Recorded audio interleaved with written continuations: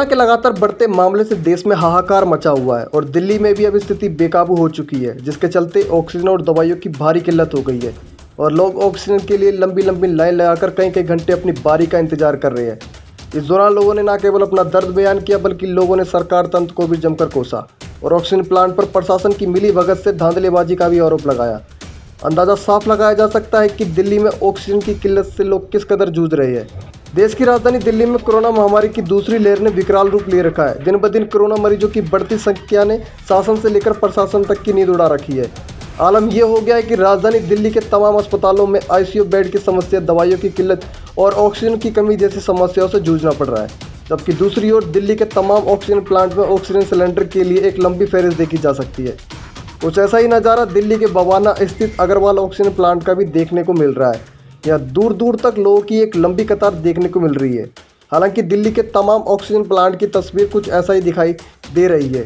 लोग अपने अपने मरीजों की ज़िंदगी बचाने के लिए घंटों क्या कई दिनों तक का इंतजार करना पड़ रहा है। बावजूद इसके कई लोग अपने मरीजों की ज़िंदगी की जंग जीतने के लिए यहाँ लाइन में लगकर अपनी बारी का इंतजार कर रहे हैं। इस दौरान लाइन में लगे लोगों का दर्द और मायूसी साफ देखी जा सकती है। लोगों का कहना है कि 2 से 3 दिन तक का इंतजार करने के बाद उनकी बारी आ रही है। लोगों के अंदर शासन और प्रशासन के खिलाफ नाराजगी का मोल भी देखने को मिल रहा है। साथ ही लोगों ने तो यहाँ तक कहा आरोप लगाया कि यहाँ प्रशासन की मिलीभगत से बड़ी धांधलेबाजी हो रही है और इसी का कारण है कि लोगों को कई दिनों तक का इंतजार करना पड़ रहा है। सर मैं वजीराबाद से आया हूँ, 2 दिन से यहाँ हूँ, लेकिन गैस नहीं मिल रही है सर। और यहाँ सब हॉस्पिटल को सप्लाई हो रही है, लेकिन हॉस्पिटल वाले मरीज़ नहीं ले रहे। हॉस्पिटल में जब सप्लाई जा रही है यहाँ से बराबर जा रही है, 1 घंटे में ऑक्सीजन एम्बुलेंस जा रही है, लेकिन ऑक्सीजन वहाँ पे पेशेंट ले ही नहीं रहे, कह रहे हमारे पास ऑक्सीजन नहीं। और यहाँ है तो यहाँ पब्लिक के लिए ऑथराइज नहीं है देना।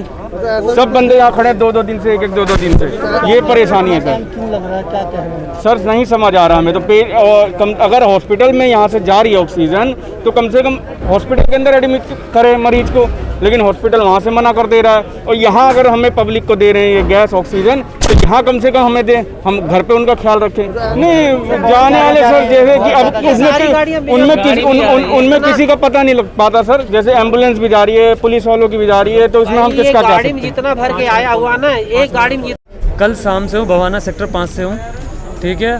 कल शाम से यहाँ तक हूँ। पहले वहाँ लाइन था पीछे की साइड, पुलिस वालों ने सबको भगा दिया, ठीक है।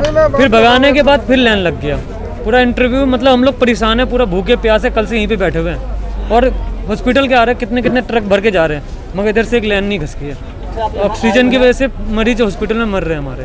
आप कल से यहाँ पे आए हुए, तो क्या लग रहा है और कितना समय और लग रहा है? आज रात भी चला जाएगा, मुझे तो ऐसा लग रहा है सर। 2 दिन और देखो, पेपर लेके सर हम खड़े हुए हैं। हॉस्पिटल में गैस बराबर जा रही है, लेकिन हॉस्पिटल में एडमिट कोई नहीं करवा। परिवार में मेरे चाचा है और चाची है, दोनों हैं हॉस्पिटल में। गैस हॉस्पिटल वाले सीधा मना करते कि हमारे पास गैस नहीं, अब गैस का इंतजाम करो। अब गैस लेने आया तो यहाँ नहीं मिलता। मैं रात के 9 बजे से खड़ा हूँ सर जी। कल रात 9 बजे से? कल रात 9 बजे से। और अब 9 बजने वाले हैं तो? हाँ जी सर जी। और अभी भी कोई उम्मीद नहीं है सिलेंडर की मेरे को मिल जाएगा। मेरी मम्मी जी। तो क्या दिक्कत आ रही है यहाँ पर आपको? बिल्कुल सिलेंडर नहीं दे रहे सर जी।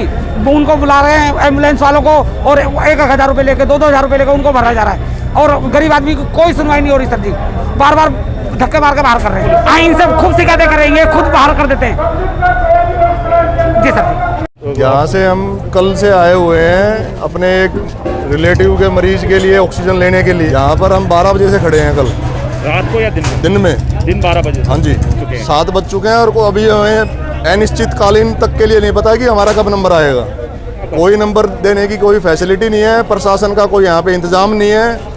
सिर्फ झूठी बरगला देते हैं कि भाई यहाँ पे जो है सब इंतजाम है। दिल्ली का जो है ऑक्सीजन कंट्रोल सेंटर बना दिया है, सब झूठा है। पुलिस के गाड़ियाँ यहाँ पे आती हैं, उनका कोई नंबर नहीं होता, सिर्फ अपने रौब और दम के मुकाबले पे वो जो है यहाँ पे ले जाते हैं। कोई कंट्रोल नहीं, कोई सिस्टम नहीं, कोई क्यू नहीं है यहाँ पे। ये पूट खुर्द का अग्रवाल फिलिंग स्टेशन है।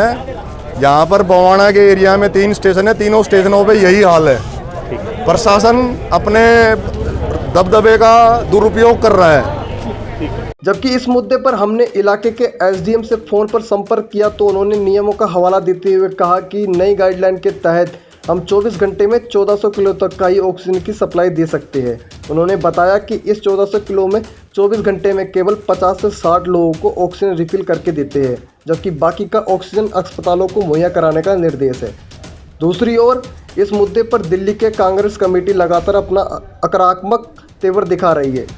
दिल्ली कांग्रेस कमेटी के उपाध्यक्ष जय किशन ने इस मुद्दे पर दिल्ली के अरविंद केजरीवाल सरकार और केंद्र की सरकार दोनों पर ही जमकर निशाना साधा। कांग्रेस नेता जय किशन ने कहा कि दिल्ली के तमाम ऑक्सीजन प्लांट पर ऑक्सीजन लेने के लिए आए लोगों को लंबी पंक्तियां ये बताने के लिए काफ़ी है कि लोग ऑक्सीजन की किल्लत से किस कदर परेशान हैं।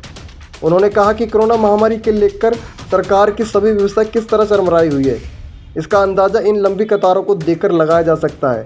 कांग्रेस नेता जय किशन ने कहा कि दोनों ही सरकार ने अपनी आपसी खींचातानी में दिल्ली को शमशान में तब्दील कर दिया है और दिल्ली की जनता को भगवान भरोसे छोड़ दिया है। ऐसे में कोई करे तो क्या करे। जो वायरस फैल रहा है, इससे इतना बड़ा बीमारी आज तक हमने नहीं सुनी हमारे देश में कभी आई है, क्योंकि हमारा देश देवभूमि है, जड़ी बूटियों का देश है, ऋतुओं का देश है।